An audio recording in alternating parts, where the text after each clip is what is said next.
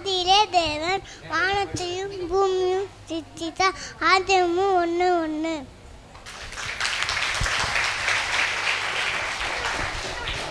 கர்த்தர் நேபராய் கர்த்தர்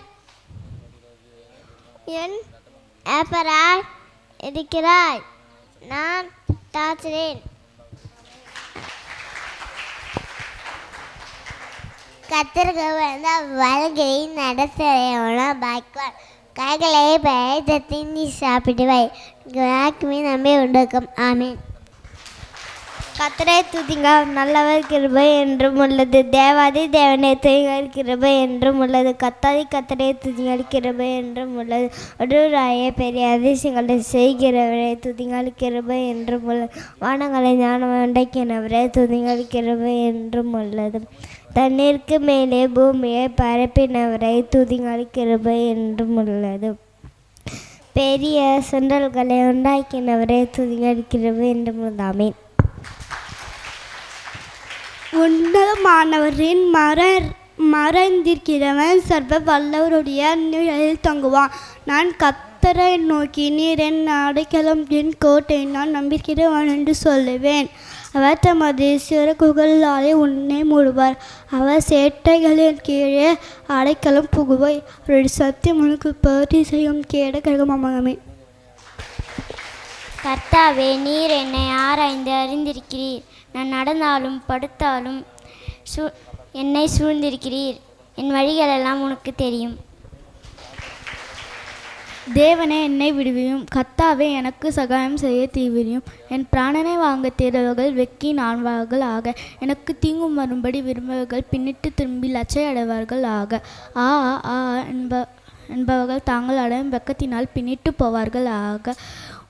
உம்மை தேடுகிற யாவையும் உம்மில் மகிழ்ந்து சந்தோஷப்படுவார்கள் ஆக. உம்மில் ரட்சிப்பில் பிரியப்படுவார்கள். கர்த்தருக்கு மகிமை என்று எப்போதும் சொல்வார்கள் ஆக. நானோ சிறுமியும் எளிமையும் ஆனவன். தேவன் என்னிடத்தில் தீவிர வாரும். நீரே என் துணையும் என்னை விடுவிக்கிறவும் ஆனவன். கர்த்தாவே, தாமதியாதிரும். ஆமேன். கர்த்தர் ராஜரிகம் பண்ணுகிறார், மகத்துவத்தை அணிந்து கொண்டிருக்கிறார். கர்த்தர் பராக்கிரமத்தை அணிந்து அவரதை கச்சையாக கட்டி கொண்டிருக்கிறார். ஆதலால் பூச்சக்கரம் அசையாதபடி நிலை பெறும். உமது சிங்காசனபுரம் முதல் உறுதியானது. நீர் அண்ணாதியாக இருக்கின்றீர். கர்த்தாவே, நதிகள் எழுமின, நதிகள் இரைச்சலிட்டு எழுமின, நதிகள் அலை திறந்து எழுமின. திரளான தண்ணீர்கள் இரைச்சலை பார்க்கிலும் சமுத்திரத்தின் வலிமையான அலைகளை பார்க்கிலும் கர்த்தர் உன்னதத்தில் வல்லமை உள்ளவர். உமது சாட்சிகள் மிகவும் உண்மை உள்ளவைகள். கர்த்தாவே, பரிசுத்தமானது. நித்திய நாளுக்காய் உமது ஆலயத்தில் அலங்காரமாக இருக்கும். ஆமேன். இரக்கத்தையும் நியாயத்தையும் குறித்து பாடுவேன். கர்த்தாவை உம்மை கீர்த்தனம் பண்ணுவேன். உத்தமமான வழியை வேகமாய் நடக்கிற சேவிப்பான்.